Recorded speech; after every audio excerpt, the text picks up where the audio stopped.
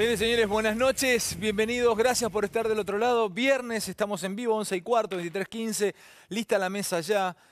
Dos invitados de muchísima valía. Primero, un colega, periodista, escritor, hacedor de grandes éxitos literarios como es Seferino Reato, que cada cosa que escribe te atrapa. Este va a ser el libro del fin de semana, va a ser mi libro de finde. Salvo que me muera antes. Y Seferino tiene, ya les vamos a contar, el día que murió Néstor Kirchner, la noche que nació el cristianismo. Vamos a contarte porque este libro que indaga justamente en este hecho histórico y político, Seferino Reato explica también, por qué no, el presente de la política en Argentina. Además, por supuesto que vamos a hablar de vudú y todo lo que pasó. Ya sabés que vamos a hablar de eso. Vamos a hablar de los tuits de Debido. Pero vamos a contarte en minutos. Nada más está Enrique de Rosa. Siempre lo defino como un intelectual. Enrique, más allá de ser, ante todo, psiquiatra y poder conversar de cualquier tema. Pero Enrique es un intelectual. Te quiero decir algo. Empecé por vos, un libro que cada vez que venías me lo citabas. Algo pesado ya al final, pero es una de las cosas más extraordinarias que he leído. El juego de los avalorios, de Germán Hesse. Claro. Son 600 y pico páginas, la página 400 y pico, ya esperás que se muera el Magister Ludi. No. Y ya, pero hay que llegar al final. Hay que llegar al final. No llegué todavía, me quedan 80 y pico páginas que entre Seferino y Germán Hesse desandaremos el fin de semana. Bueno, pero además te muestro estas dos fotos en Los Animales del Saber que tuvimos a Golombek el viernes pasado. Hoy vamos a tener, vení un segundito antes de darme esta foto.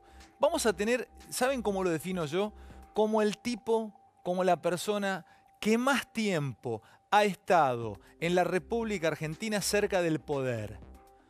Vamos a hablar de poder y vamos a hablar de una persona que es hace más de 40 años que está dentro de Casa Rosada, que está dentro de Olivos, que viaja con todos los presidentes. Es el tipo que más cerca ha estado de la historia argentina moderna. Entró en el 78 a Casa Rosada y es quien obtura, quien capta cada momento presidencial y todo lo que pasa con aquellos que han manejado nuestro país, tu país, mi país, en los últimos 40 años. Es más, leí una nota que le hicieron, hubo un fotógrafo de Juan Pablo II y que estuvo incluso hasta, creo que en épocas de Benedicto, si no leí mal, que obturó 5 millones de negativos. 5 millones de negativos. Por supuesto que ahora es muy fácil, agarrás el celular, plin, plin, plin, metés 400 fotos, elegís las 3 que te gustan y van a Instagram. Pero estamos hablando de alguien que empezó en los años 50 y que él lo admira mucho. Vamos a charlar un ratito con Víctor Bullé, que es el fotógrafo presidencial. Es el hombre que ha estado desde el 78 acá con todos los presidentes y tomando cada momento de la Casa Rosada y de Olivos. Dos fotos de las 54 que trajo te voy a mostrar. Dame las dos ahora, de entrada, como para compartirlas. Esta de Raúl Alfonsín haciendo jueguitos. ¿Ven lo que es esta foto? Fíjate lo que captó Bullé acá. Tiene una frase muy interesante, Víctor, como uno de los animales del saber de hoy, que la foto no se hace con la cámara, sino que se hace con la mente. Se piensa la foto. Pero esto es hasta un toque de suerte en encontrarlo a Alfonsín ahí. Y después elegí para abrir otra foto paradigmática que nos va a explicar él. Él es un artista de la foto de espalda también. Él dice que la espalda comunica mucho y creo que esta foto, que todos ustedes saben de qué estamos hablando, de la caminata por Olivos en donde Raúl Alfonsín le entrega el mando a Carlos Menem, habla mucho de las manos de Alfonsín. Hablan mucho las manos de Alfonsín. Hay un gesto nervioso. Fíjense que están mucho más relajadas las manos de Menem que las manos de Alfonsín. Ahí se ve una persona ya cansada por el poder y otra persona que venía ávido de poder, que es el turco Menem. Así que prepárense porque va a ser una noche interesantísima entre mis colegas y todo lo que tenemos, más Víctor Bullé en Los Animales del Saber. Buenas noches a todos. ¿Cómo andan? Muy bien, gracias. Es más, tu libro tiene muchas fotos, ¿no? Bueno, de Bullé me decías. La de tapa. La de tapa es de él. Y la de varias fotos, porque es muy generoso, Víctor. Aparte de cumplir este año 40 años de fotógrafo presidencial, es espléndido, además generoso, no tiene nada de mal humor hacia los colegas. Es raro de encontrar, ¿eh? Es raro.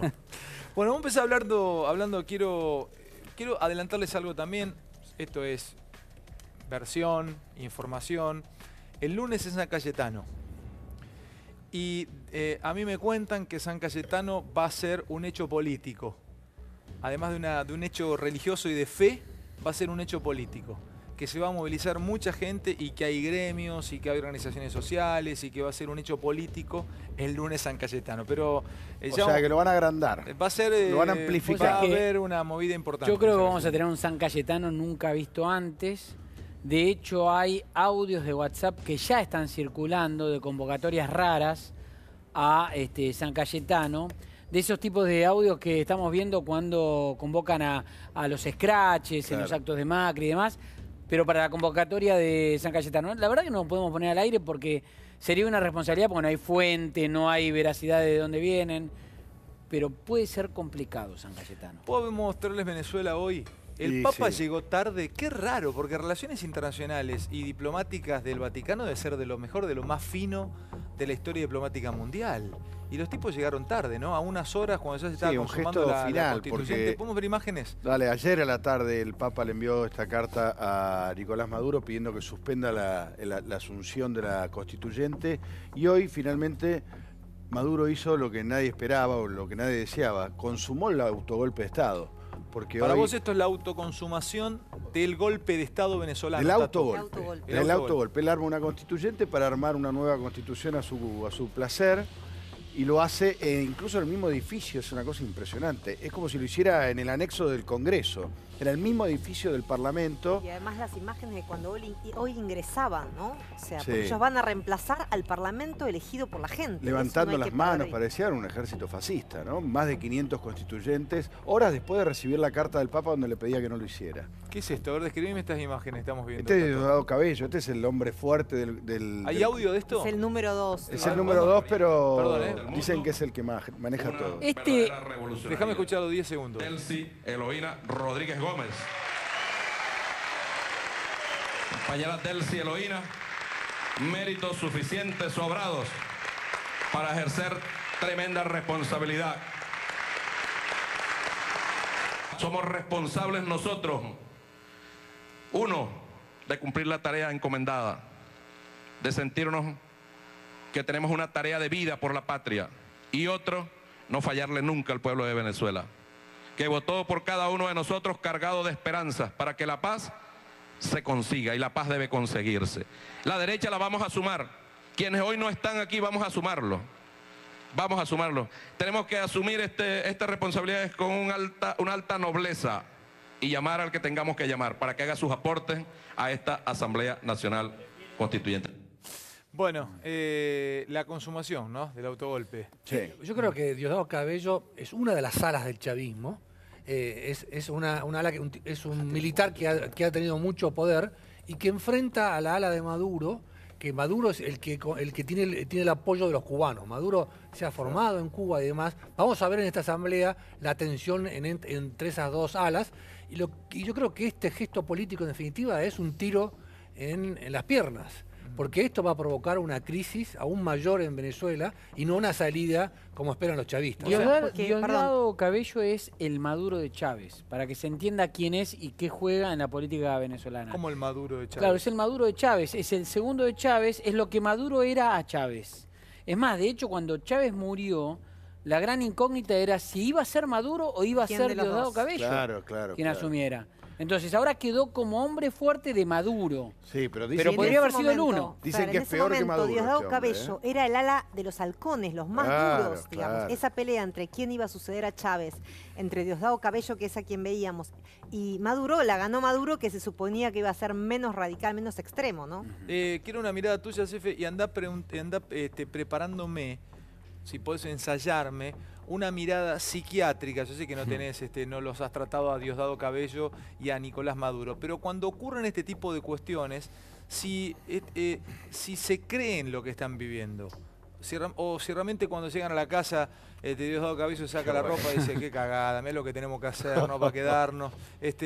Ahora te lo voy a preguntar, psiquiátricamente, psicológicamente, ¿cómo piensan? ¿Qué mirada tenés, Seferino, de lo de Venezuela? Yo creo importante también que el Papa haya intervenido finalmente. Él tiene buena información porque su mano derecha fue nuncio apostólico en Caracas. El superior de los jesuitas, además, ahora es un venezolano. Creo que le va a ser difícil a Maduro desoír al Papa porque es su gran soporte espiritual y porque además en el mundo católico muchos le están exigiendo al Papa que, dada la cantidad de muertos, dada la represión, dado el hambre... la tiene la constituyente. Ahora, ¿cómo hace a tirarla para atrás? Pero Ya es tarde lo del es solo Papa, un Seferino. Pero depende de lo que político. decidan. Depende de lo que decida la constituyente. Una cosa Pero es anular el Parlamento, una cosa es reformar la Constitución, otra cosa es llamar a elecciones. Veremos cómo estas... Ahora, ¿Cuál es la línea que gana? ¿El Papa se olvidó para ustedes o el Papa, No, el Papa lo hizo sobre la hora como a propósito? Como Si para se que no puede entre? opinar desde acá diciendo, yo creo que está con los tiempos muy lentos, muy lento lo del Papa, hay que presionar desde los católicos. Ahora, el tema es que haya reaccionado. ¿Vos crees que Maduro no le puede decir, no, mira, no te hago caso? Porque su gran soporte espiritual es el Papa. ¿Pero no crees que llegó tarde? ¿Qué te estoy diciendo? Sí. Que sí, que llegó Objetivamente tarde, digo, pero lo que yo opino pero no tarde tiene para ninguna lograr algún importancia. efecto, digamos, ¿no? No, Eso. tarde nunca es tarde, porque puede haber muchos más muertos que estos que hay ahora. Para mí llegó tarde, pero creo que él maneja sus tiempos. El hecho político importante es que se haya despertado de su siesta. Más vale tarde que nunca, ¿no? Pero eso lo digo yo acá, tampoco tiene ninguna importancia. Digo, el hecho político es que Pero el Papa Seferino, ayer se siempre en pronunció. diplomacia, el Vaticano tiene unas diplomacias más antiguas del mundo. Claro. Primero se hace una serie de advertencias verbales cara a cara. Exacto. Y después sale el documento escrito y Claro. público. Acá salió el documento directamente. Acá, no sabemos, Hubo no. una interna de mediación. ¿Sobre Venezuela? No. ¿Del Papa? No, el Papa mandó un emisario, fracasó. No, el Papa sí. lo recibió. Pero lo a que Maduro importa, en pero Pará, del Papa lo Vaticano. que importa es la expresión pública. No es así. Bueno, No entiendo la discusión, muchachos. ¿Cómo El lloraba Papa, Enrique? el Papa rosquea mucho más de lo que vemos. Eso es lo que está diciendo Santoro. Eso. Esto es el resultado esto de es- mucho es lo- tiempo fue- de es- charlas Pero en y Venezuela lobbies. sin resultado. Bueno, eso es cierto. eso Eso es es En Venezuela sin cierto. resultado. Pero Para mí es mucho más Vos fuerte. decís que lo venía hablando por debajo Pero de, claro. por teléfono, venía diciendo, che, no saques esto. Pero si es Cuando tan fue el fuerte lo que acuerdo- hace el Papa cuando como fue el rosca, acuerdo- ¿por qué no nos importó a nosotros y estábamos esperando que el Papa dijera algo públicamente? Bueno, eso es un problema nuestro. No, no es problema nuestro. Es un problema porque de- nuestro, que queremos no, porque estar de en hecho todas hoy las estamos películas. hablando que Cuando por fin fue el Papa acuerdo, se Cuando habló. fue el Está acuerdo bien, pero- Cuba-Estados Unidos, el Papa estaba negociándolo un año antes. Nosotros nos enteramos cuando se firmó el acuerdo. Para mí ¿Quién se ayudó al equivocó acuerdo? el Papa. Por la pero bueno, no ahí tiene está. ninguna Por Colombia. importancia lo que yo opine en esta mesa. Lo que es importante es ver que se mueve ahora. Y como la situación va a estar mucho peor si esto continúa, porque los 100 y pico de muertos nos va a parecer poco dentro de 2 semanas, es importante que al menos ahora haya despertado de la siesta y haga algo. Y me parece, lo que dice Daniel es clave. Esto ya es un gesto muy fuerte en el lenguaje de la diplomacia, es decir, sacar un documento, hay que ver si lo rechaza Maduro. A ver, Enrique, perdón, Seferino. Dame de nuevo la imagen de la constituyente. Dame de nuevo Diosdado Cabello. Acá está. Esta imagen para que Enrique de Rosa. Dame la imagen. No, esto no. Si se puede, andá hacia atrás y dame imágenes de Diosdado Cabello, de la constituyente, incluso de Maduro si aparece por allí. La presidenta de la constituyente no es un personaje menor, No. es la canciller, la La que ex. defendió toda la posición de Maduro, incluso enfrentándose con Macri. A ver, Enrique. ¿no? Y con la posición argentina. Psicológico, es Diosdado Cabello, acá está, fíjate, yo no sé, te estoy pidiendo que hagas magia, ¿no?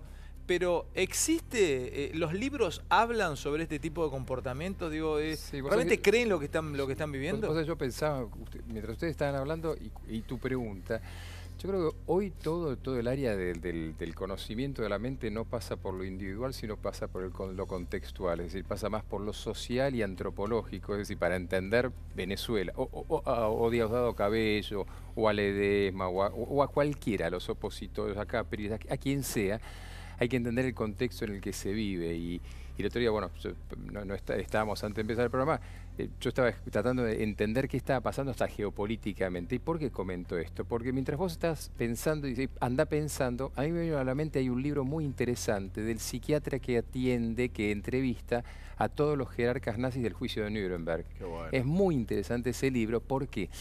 Porque en definitiva, él plasma en el día a día, un sujeto que obviamente tenía la ventaja de hablar perfectamente alemán, prácticamente como lengua materna, con lo cual él tenía un diálogo coloquial con gente que iba a ir finalmente a un juicio que iba a terminar de una manera.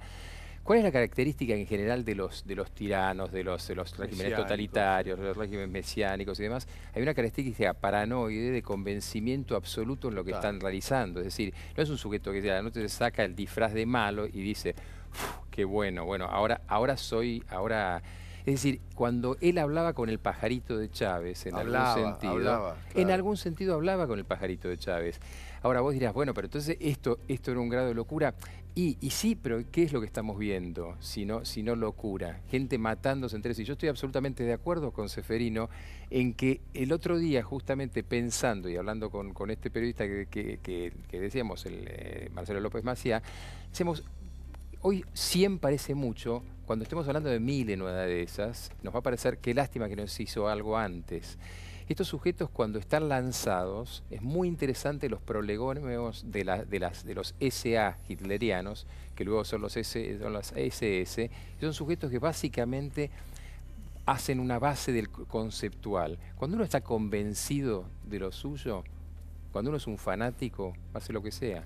Claro. Enrique, perdón. Hay otro punto de vista con Hannah Arendt, la filósofa alemana, que habla de la banalidad del mal. Bueno, la banalidad del mal. No quería caer en la cita literaria, pero es eso. Pero es parte de lo mismo. Acá tenemos a Ceferino Reato, que escribió Disposición Final, fue tu libro, ¿no? Él tuvo horas de charla con Videla. Claro. Vos y lo escuchabas atentamente, Ceferino, a Enrique, y te pregunto, porque nosotros hablamos todo el tiempo dictadura de Venezuela, el dictador Maduro, el dictador Diosdado Cabello. ¿Hay alguna, a vos te linkeás un poco cuando vos hablabas con Videla con este tipo de comportamientos? O sea, ¿ves algo de lo que vos viste en Videla acá? Bueno, son dictaduras muy distintas, ¿no? Y eso hay que tenerlo siempre en cuenta. Para mí se deslizar Venezuela a una dictadura, pero de otro tipo, no como la del 70, no como la de Videla, claramente. Pero Videla sí, él parecía congelado en un pasado, que era su pasado, absolutamente convencido de lo que había hecho. Tal es así, desde el punto de vista religioso, él consideraba que era la mano de Dios y que Dios nunca le había soltado la mano, lo cual para un católico es fuerte. Tanto es así que todos los días rezaba el rosario, recibía la comunión los domingos, escuchaba a sus nietos cantar en el coro cuando iban a visitarlo a la cárcel. Él decía, yo me he purificado a los ojos de Dios, que de eso me interesaba mucho porque a él también, porque tenía 86 años. Obviamente cuando uno tiene esa edad empieza a pensar en otras cosas. Y eso me parece la paranoia en su grado más extremo. A partir de eso creo que sí, que tienen personalidades con el ejercicio del poder. Ahora la paranoia está, me parece, en todos los que ejercen poder político, en distintos grados. Vamos a ver después cómo Cristina aprovecha la muerte de su compañero para convertir eso en una puesta en escena. Y para eso tenés que tener un grado. ¿De dónde linkeás con la paranoia ahí? Dije, la paranoia es encerrarse, ¿no? Crear una realidad es ver en lo la que crees, mueva. Ahora, ver lo que crees. Vos crees en algo tanto que lo ves. Es una realidad paralela. Claro, yo creo que hay una figura que era el sociólogo O'Donnell, hablaba de la teoría del búnker.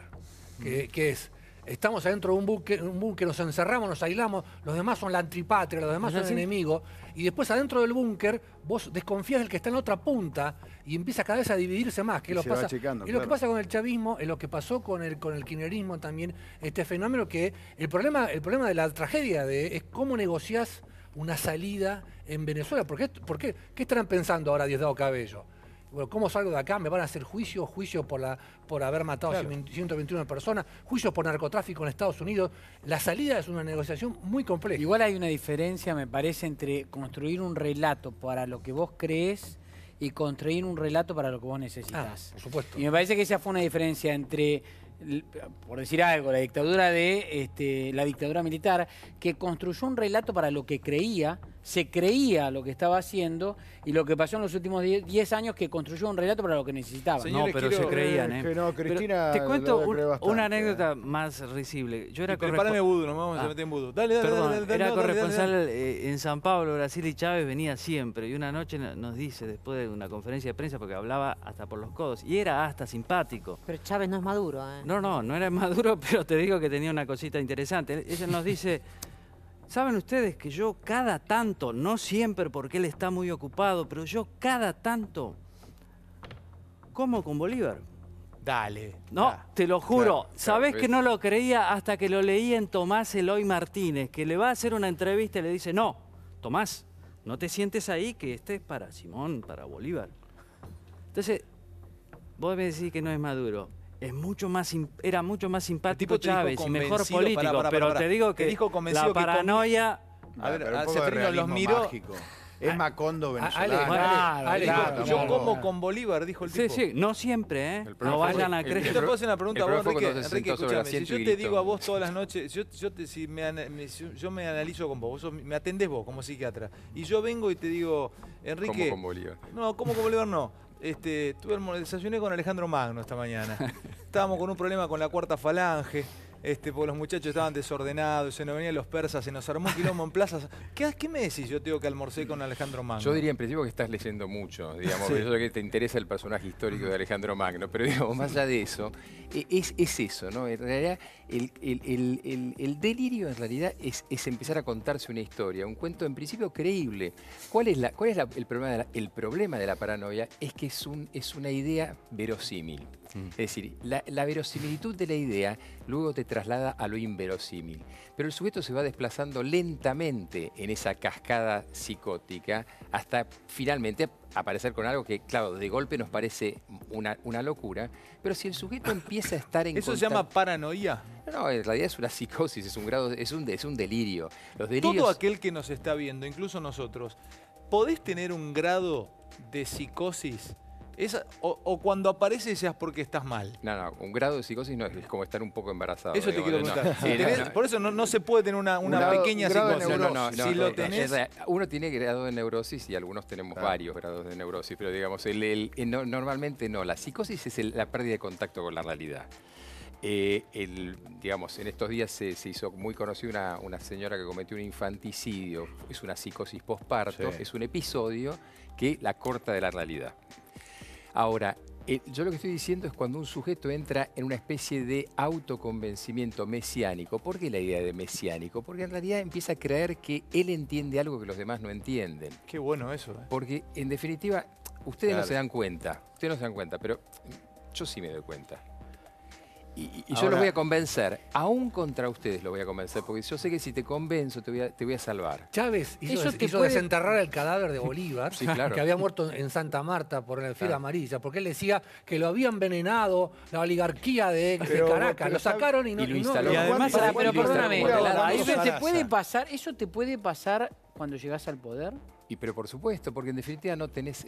¿Tiene que ver eso con la enfermedad del poder, de llegar entender que llegaste al poder y los demás no te entienden? Pero ahí están las barreras entre lo neurótico, los trastornos de personalidad y la psicosis. El problema es cuando un sujeto tiene una tendencia a o sea, por algo, cantidad de personas somos incapaces de venderle un auto usado a alguien y otro tipo es capaz de venderte un auto usado y sin motor, sin ningún problema. Esa capacidad de convencimiento... El síndrome de Ubris. No, el síndrome de Ubris ¿existe eso? No, médicamente no. El síndrome de Ubris fue una construcción de sociólogos ingleses interesantes, ¿no? Pero que tuvo que ver con aspectos que en definitiva denominaríamos relativos a la personalidad narcisista. Es decir, la personalidad narcisista es el sujeto que se empieza a mirar y hasta ese momento es un trastorno de personalidad. Ahora, cuando yo lo único que miro es el espejo, y en el espejo me veo... Y por algo hay tantos cuentos, ¿no? De la bruja y el espejo. Pero no está aceptado por la Organización Mundial de la Salud. El síndrome de Ubris no existe en el DSM, en la clasificación. Ahora, eso estaba aplicado, se lo aplicó en su momento a Cristina. Claro. Y volvemos a lo que decía Fer, que es interesante. ¿Cuánto del relato kirchnerista era un acto de locura, de convencimiento desfasado de la realidad, o cuánto era cálculo político y nada más? Pero ¿en qué momento le pones? El problema es en qué momento, cuando no tenés límites externos, el rey se da cuenta que está desnudo. Bueno, mi pregunta es... Es decir, si todo el mundo todos los días, vos te das cuenta que estás desnudo, pero todos los días te dicen que tus vestimentas son maravillosas, y son maravillosas. ¿Y cómo haces para que no...? Perdóname, vos pensás en Macri. Ahora... Salgamos porque estamos dejando de hablar de esto y nos metemos en otro tema, ¿no? Salgamos con el gráfico y hablemos de Macri. Hablemos un poquito de Macri. Macri, el famoso diario Irigoyen. ¿Cómo haces para que no te lo escriban? Porque una cosa es nosotros, muchachos, que venimos acá, yo no lo veo a Tato por 2 días, Enrique, por ahí pasan 20 días, no te veo, o incluso con los productores, nosotros nos vemos acá, o alguien me puede decir, mirá, las cosas no están saliendo bien. Un tipo como Macri, que es presidente, ¿cómo hace para el tipo decir, esto es de diario Irigoyen, esto que me están escribiendo es diario Irigoyen. ¿Cómo hace el tipo a darse cuenta? Cuando pero empieza a ser el verdadero poder. Pero es lo que tenemos que hacer todos para conservar la salud mental. Y no bueno, no creernos el personaje, cualquiera sea. Es decir, ¿y cómo hace él? ¿Con ayuda psicológica? No, a ver, la ayuda psicológica no es necesariamente una ayuda profesional. Puede ser simplemente un buen amigo o una persona sana que lo conecte con la realidad. Que te vuelva a bajar la realidad. El sistema político prevé una solución a ese problema que dice la Claro. Que dures 4 años y te vayas a tu casa, o 6, o 8 a lo sumo. La no reelección, porque a la larga te termina pasando eso. Para mí en el caso ¿A de vos que te Macri... gusta la historia antigua, Alejandro? Cuando los generales romanos entraban a Roma victoriosos, después ganaron una guerra, en la carroza atrás había un negro esclavo que le decía, sos un mortal, porque entraba, con la gente lo victoriaba y todo. O el bufón Alguien de los tiene que reyes. recordar. Yo tendría más acá. Yo tendría Chilaver que me diga, tú no has ganado nada. Tú no has ganado nada. Al lado, Gran frase. al lado, tú no has ganado Gran nada. frase. Tendría que- Pero perdóname, Sí. una cosa. ¿Por qué los reyes medievales usaban el bufón? El bufón era el único que les podía decir cualquier cosa. Era un personaje central. Los podía gastar el El tipo. bufón era el único que tenía autorización, aún a riesgo de su vida, porque los reyes a veces se perdían. De hecho, Enrique VIII ha matado unos cuantos. bueno. Era el que tenía la potestad de decir, de burlarse. En esa burla le podía decir que era bajito, que era gordo, que era esto, que era el otro, mientras el sujeto se consideraba maravilloso, que es un poco eso que vos decís efectivamente de las carrozas de los generales romanos. Que fue un poco lo que pasó con Cristina, que justamente decían que no era permeable a críticas, ¿no? Claro. O sea, y esto de alguna manera la encerró en ella misma. Y aparte elegía colaboradores que eran todos obsecuentes, Exacto. como Vudú, por ejemplo, que O Parrilli. o Parrilli, y todo, nadie que se plantara un canciller o que le dijera, no, esto no se puede hacer. Igual ¿no? a mí me parece que el problema del diario Irigoyen pasa más por los que lo escriben que el que lo lee. Digo, porque es muy difícil que Macri se dé cuenta que le están escribiendo el diario Irigoyen. El tema es quiénes los escriben, digamos. Vos tenés que tratar de tener a alguien, y de hecho fueron eyectados muchos en la historia, por estar al lado de alguien con poder, de un presidente con poder que le decía la verdad y le decía la realidad. Y tenemos muchos, estuvieron con Menem y salieron eyectados, estuvieron con Néstor y salieron eyectados. Todavía no salió eyectado nadie con Macri, pero digo, me parece que pasa más por los redactores del diario que por el que lee. ¿Sabés quién es uno de los tipos que le dice la posta a Macri? ¿Quién? Y que por eso, esa es una de las explicaciones Monzó. de por qué... Sí, pero Lo está corrieron alejado. a Hay una Monzó. persona que conoce a Macri hace muchos años, y preparame lo de Vudú y ya lo seguimos charlando acá, el disparador. Hay una persona que los que conocen a Macri, yo lo conozco en la época de Boca, Caputo. Un empresario, claro. pero ya está afuera, no. ¿Quién? El Tano Angelici. Mirá vos. El Tano Angelici habla muy seguido con Macri, y el Tano Angelici... Bueno, perdió crédito, ¿no? En los últimos tiempos. No, recuperó no, ahora. no, No, pará, no, pero eso pero- es un dato que está dando. Yo lo El Tano desconocía. ¿no? Angelici, De la- el Tano Angelici habla por Dios, me dice, en esto te está es un tipo con, no sé si Y influencia. porque lo conocerá de otro palo, Sí. ¿será? Y eso explica que Macri, cuando estaba en el peor momento del Tano con Carrió, que Carrió le tiraba, que ahora se calmó Carrió, ¿se acuerdan que le fue la inauguración de las inferiores de Boca? Sí, Y le claro. salió en la foto Claro. y se abrazó. El Tano Angelici es un tipo, por eso se dice, es un tipo con poder. Porque tiene el poder de decirle a Macri en la oreja, che, esto no me gusta de vos, esto está bien. No es que le dice, hacé tal cosa, No, hacé tal no, cosa. Mirá, no, che, en sí. esto me parece que pifiá, aquello, pero se deben conocer hace tiempo. Vos lo de Vudú Sí. y lo charlamos. Dale. Después quiero hablar de este libro que les recomiendo, el último libro de Seferino Reato. Todo lo que ha escrito Reato está bueno. Operación Traviata es un gran libro. Disposición Final es otro gran libro. Y este es otro gran libro, te vamos a contar. Acá nació el cristinismo. Esta imagen que ustedes están viendo, Qué bueno. esta imagen es el día en el que nace el cristinismo.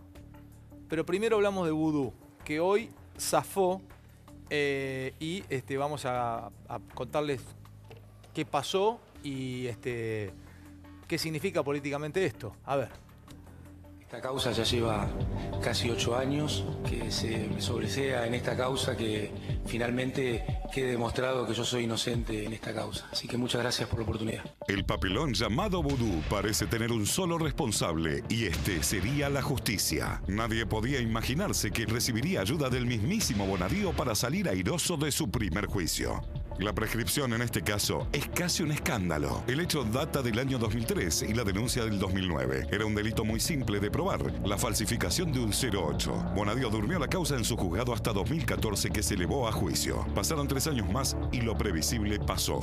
Declarar extinguida por prescripción la acción penal en la presente causa seguida contra Amado Vudú, de las demás condiciones personales sobrantes en autos en cuanto al hecho por el cual fuera acusado por los señores representantes del Ministerio Público Fiscal. Digamos, el hecho de la prescripción impidió, digamos, saber la verdad.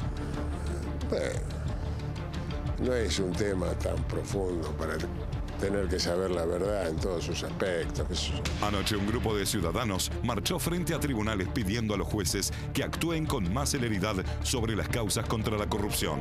No puede ser que tengan 20 años las causas y que ninguno vaya preso. Está claro que deberán cambiar muchas cosas para lograr este objetivo. Bueno, a ver, vamos rápido, así pasamos a varios temas más antes ya a charlar con uno de los animales del saber que tenemos esta noche, que es Víctor Bullé, que es el fotógrafo, hace 40 años que es fotógrafo presidencial. Vamos a recorrer la historia argentina a través de su recuerdo y de su ojo, de su cámara. ¿Qué pasó, Idal? En sus palabras, cuando al principio del informe él decía que me sobresean porque soy inocente. Bueno, la justicia hoy no determinó ni que es ni inocente ni culpable, porque no resolvió, o sea, no decidió si él había truchado esos papeles del auto, había participado de la maniobra de falsificar. Me dejas torearte un poquito. Sí.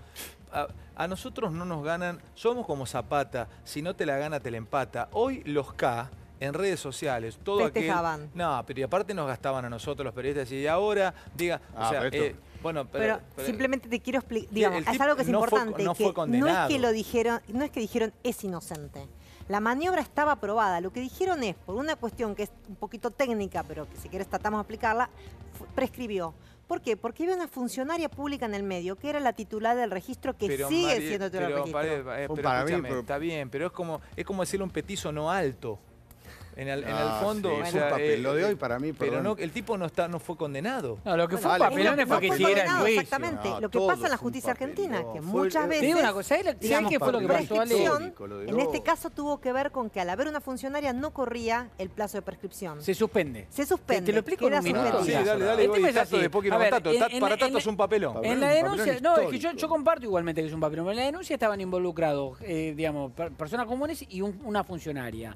Cuando hay una funcionaria en un proceso de este tipo, lo que se suspende es el plazo de prescripción. Vale decir, se frena el reloj. Como en el básquet, cuando sale la pelota, se frena el reloj. Lo cual es algo bueno. Lo cual es algo bueno. Pero se frena el reloj para la funcionaria y para todos los que están involucrados. Ahora, después del juicio oral, cuando la funcionaria termina absuelta, lo que hace es se saca el reloj de vuelta. Y el reloj vuelve para atrás y los que estaban con el reloj suspendido quedan... No, pero pará, Tato, pero déjame decir una cosa. Tato, pero déjame... Pero pará, acá hay dos cosas. Una es el Código Procesal, que no es Sarasa, es el Código Procesal. Y lo otro es lo político. ¿Fue un papelón? Para mí sí, claro que fue un papelón. Tienen que pedir la renuncia a todos los jueces que... ¿Pero por qué Tato? A ver, escuchemos a Tato. La causa es del 2009. Bonadío la eleva a juicio en diciembre del 2014. Es un 08. Trucharon un 08, tardaron 5 años en demostrarlo y mandarlo a juicio oral. Estos jueces recibieron la causa en diciembre del 2014 y casi 3 años después se dan cuenta que prescribió. Son unos caraduras, déjense echar. Sarasa todo lo demás. Esto es encubrimiento de Amado Boudou. Amado Boudou no se lo podía investigar durante el kirchnerismo, no se lo investigó. Y ahora pasa esto por todo lo que lo encubrieron. Toda prescripción es un fracaso de la justicia. Completamente de acuerdo. Eso, acá en esto no cabe duda. Y en este tema, lo que hicieron los jueces fue eludir la decisión de si era inocente o si era culpable con todo esto. Porque hay una mitad de la biblioteca que dice que no, este caso no era para una prescripción y la otra mitad que dice que no. Pero la pregunta es, ¿por qué en diciembre del 2014, cuando recibieron la causa de Bonadío, estos miembros del Tribunal Oral no dijeron, nuestra opinión es que está prescripto? Claro. Bueno, no había juicio. ¿Cuánta plata se gastaron en todo el juicio? Eso iba a decir. Alejandro, una funcionaria cada camarista cobra 250.000 pesos por mes. Más los secretarios letrados, más... Entonces, hicieron todo un show, crearon expectativas sobre la sociedad y la opinión de ellos era que estaba prescrito. Dos cosas quiero decir, Dani, sobre eso. Por un lado, que el hecho de que hubiera una funcionaria imputada, como explicó recién Fer, suspendía el tema de la prescripción. Pero hay algo más que quiero aclarar. Digamos, la realidad es que esto no terminó acá. Esto va a ser apelado por la fiscal, que ya lo anunció, Estela Maris Escardura. ¿Y qué dijo ella hoy? Que lo de la retroactividad de la proscripción Una parte lo dice. Para ella corre la partida ahora en adelante. De hecho, el abogado de la ex mujer de Vudú está re caliente y dice que fue un mamarracho. Bueno, pero yo comparto con Tato que fue un papelón. Por supuesto que es un papelón de la justicia. Es un papelón. Nos pasamos explicando tecnicismo, eso es lo que digo. En un caso que es una vergüenza Tato, de principio a fin. Te digo una cosa. Llegaron con papeles, truchos. ¿Viste? A ver, ¿quién no hizo un trámite de una transferencia a un auto? Llegaron con papeles truchos, con firmas truchas, a un lugar donde atrás había una titular del registro, pero te lo agarra una empleada y dice, bueno, ok, qué sé yo, y le da trámite. Y no era el único caso. De hecho, no era el único caso que ese mismo registro tenía irregularidades. El domicilio, mira, yo acá tengo una de las multas, de las patentes que tiene que pagar el Honda. Mirá, se lo mostramos a cámara. Ese es por el auto por el que tú Y el domicilio que figura es el domicilio que no existe. ¿Lo muestro yo ahí? Veronda Estrada, 2700. O sea, el domicilio que dio Vudú 08, es un baldío. Era para cambiar la jurisdicción de Moreno a Capital, era cerca del Riachuelo. Es un baldío. Digo, entonces, la realidad es que estaba comprobado que había, pero, digamos, a ver, se había truchado digamos los que papeles. Vudú es un trucho. La verdad creo que a nadie le cabe duda. Bueno. Y yo digo, de esto me hago cargo yo, que Vudú va a ir en cana, a mí no me cabe duda. Porque cuando vos ves las causas que tiene... Vudú se quiso quedar con la fábrica de billetes. Fer, pará. Ahí hablas con bronca.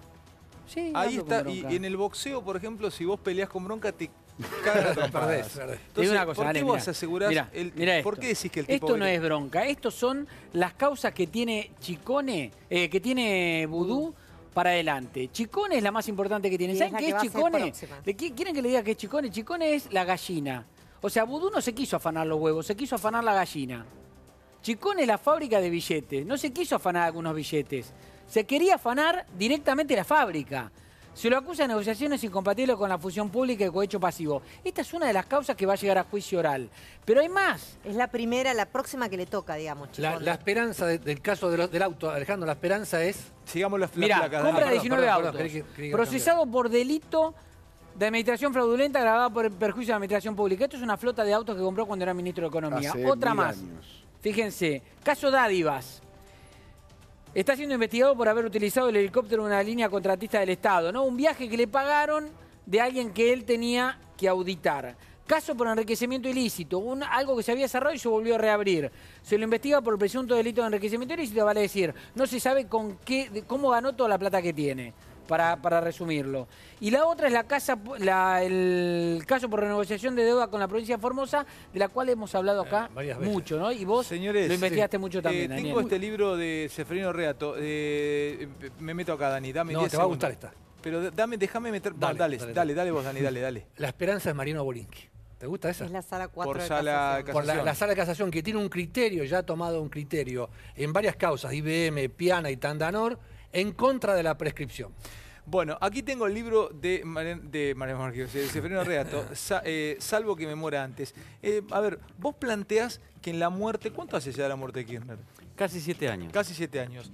Vos decís que esta noche, por ejemplo, en 10 días hay elecciones, están ya las PASO, está Cristina... los de Cambiemos dicen que si gana Cristina no llegan inversiones, los K dicen que si gana Cristina vuelven al poder y vamos a volver, en el medio Sergio Massa dice que va a ganar él. Entonces, pero todo nace en esta noche. Vos decís que esta noche que estamos viendo la foto que vos, te voy a leer el fin de semana, Ceferino, sostenís que esta noche, aquí, en esta noche nacía el cristinismo. O sea, si no hubiese perdido la vida Néstor Kirchner, tal vez Cristina no hubiese tenido esta carrera política, no hubiese abrazado esta carrera política. Seguramente, porque en esa noche me refiero al velatorio íntimo en el Calafate, el mismo día que él murió, el 27 de octubre del 2010, que fue un velatorio a cajón abierto. Yo no sabía eso, por eso me detengo mucho. Y ella ahí demuestra... ¿A cajón abierto? Cajón abierto, o sea, un velatorio común. Después al otro día fue el velatorio a cajón cerrado, del cual todos nos acordamos, ese fue público. El día anterior, privado en el chalet del Calafate. Antes de que viniera a Buenos Aires. Claro, antes de que viniera acá, antes de que cerraran todo eso. Ahí estaba ella, hubo dos partes. La primera parte estaba ella, el hijo, los parientes, los asistentes y dos empresarios importantes del círculo kirchnerista, Lázaro Báez y Rudy Ulloa. Lázaro estuvo esa noche ahí. Esa noche, digamos, entre las 3:30 y las 5. Después ella hace entrar al resto que esperaba en el parque de la residencia, que eran el jefe de gabinete, ministros, diputados, senadores, todos los que habían viajado al Calafate. Todos estaban muy tristes porque había muerto Néstor y también muy preocupados por el país y por ellos mismos. ¿Por qué? Néstor era el hombre del poder, se reunía con todos los factores de poder, era el virtual ministro de Economía porque a Cristina no le interesaban los números económicos. Y además era el que había creado y mantenía esa pirámide de negocios privados, de corrupción, en fin, todo lo que sabemos. Entonces todos decían, ¿será que Cristina va a poder conducir al gobierno, al país, a nosotros? Ella les demuestra que sí, pero es distinto, no es Néstor, tiene diferencias. Dentro de la misma familia, pero para mí es el cristinismo. En el peronismo sí, pero más hacia un límite, con otra estética. Y también con una cierta aversión por el peronismo tradicional, tanto que ahora no lleva ese nombre, ¿no? Claro. Lo ha dejado. Me parece que ahora es el cristinismo que nació en eso y que después se manifiesta, primero en la campaña, como una candidata muy competitiva. En el 2011 ganó con 54,11%. Sí, pero la viudez jugó un rol importante. Importantísimo, por esa construcción, esa frialdad, esa también habilidad de convertir el funeral en una puesta en escena, le da todo eso. Te lo preguntás acá, pregunto muchacho, ¿no? Ese funeral que habla en el libro Reato comunicó muchas cosas. Acá te preguntás, ¿por qué el velatorio público se hizo a cajón cerrado?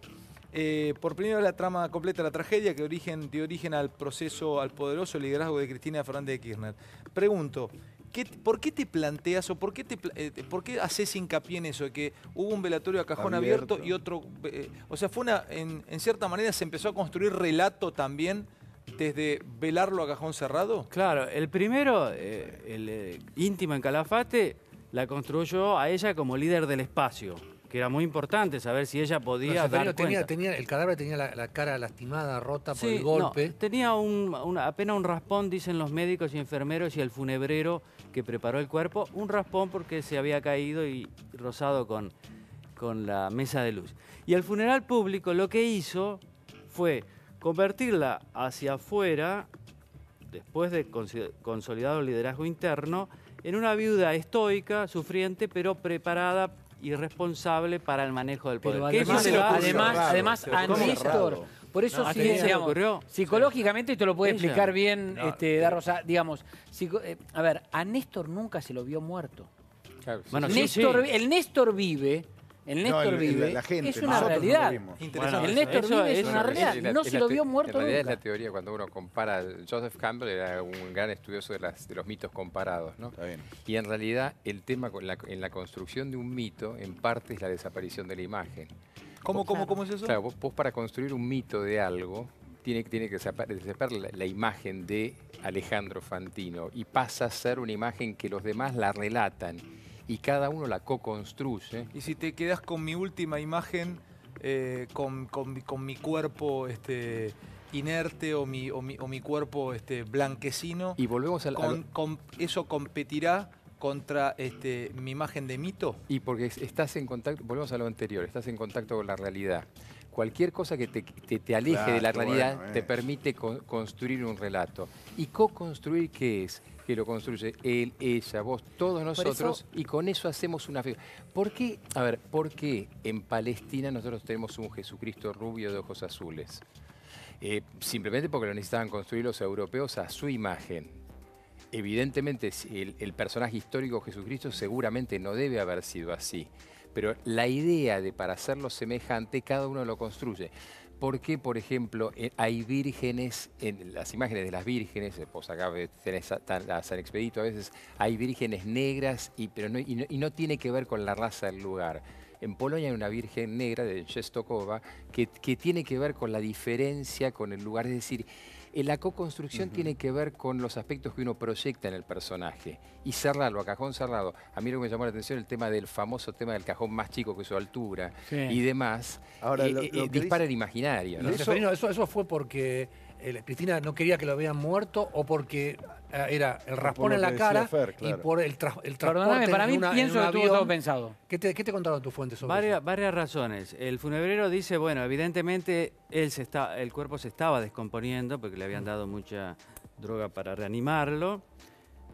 Otra razón, el tema de la ausencia de la imagen y que se concentrara toda la atención pública en ella.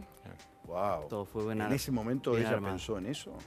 Bueno, yo hablé con los colaboradores del maestro de ceremonias, Javier Grossman.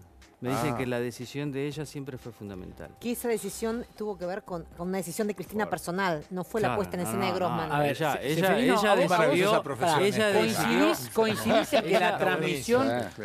en que la transmisión del funeral fue cinematográfica? Pero montada y cuidada. Pero no lo digo yo, lo dice todo el mundo. Pero además es una estética que ya venía con los festejos del Bicentenario por el 25 de mayo, que es una estética no peronista. Javier Grossman, pero con el ok de Cristina. No, ella decidió todo. Que se velara a cajón cerrado y muchas otras cosas más. Ojo, habla de mucha habilidad de una política porque el dolor era obvio, innegable, compañero durante más de 35 años, pero por el otro lado, una frialdad y uno diría también una responsabilidad. El tema es una muy buena candidata, siempre lo ha sido, muy competitiva, muy pragmática. Acordate que después estuvo de viuda de luto 3 años. No 3 días, ¿eh? 3 años. Wow. 3 años. En esa elección me gustaría recordar que ganó hasta en la Ciudad de Buenos Aires y que Lilita Carrió, que se presentó, obtuvo el 1,82%. Señores, me voy a hablar con Víctor Bullé, es un placer a repasar la historia política argentina desde su mirada, desde su cámara. 10 segundos, última. ¿Qué significa el luto? A ver, ¿qué es el luto? ¿Tiene una explicación psicológica el luto? No, interesante el tema del tiempo, que en realidad justamente establece, por algo es negro, ¿no? Establece el final, el cierre de algo. Necesita ser negro y por algo en los países musulmanes es blanco. Porque en definitiva cambia la modalidad habitual y es el cierre de un ciclo. Acá lo interesante es cómo uno puede aprovechar ese luto, ese duelo, o lo puede sufrir patológicamente o lo puede aprovechar para otros fines. Es una etapa maravillosa. En la historia romana, que decían, Nerón habitualmente cuando luego aniquilaba a sus familiares, luego hacía largos lutos, dicen los historiadores. ¿Por qué? Porque le servía a él para construir su personaje. Me comería 32 asados con De Rosa. En la isla charlando de esto, así, sacar un amarillito, hacer un poquito de frito. Tenemos un buen pique, si querés venir a Paraná de las Palmas. Señores, gracias, te felicito, Ceferino, y gracias por tu dedicatoria. Gracias por la invitación. Un lujo, gracias chicos. Nos vemos, Mariel. Te felicito por cómo les está yendo, ¿eh? Gracias. Muy bien, ¿eh? En América 24, en A24.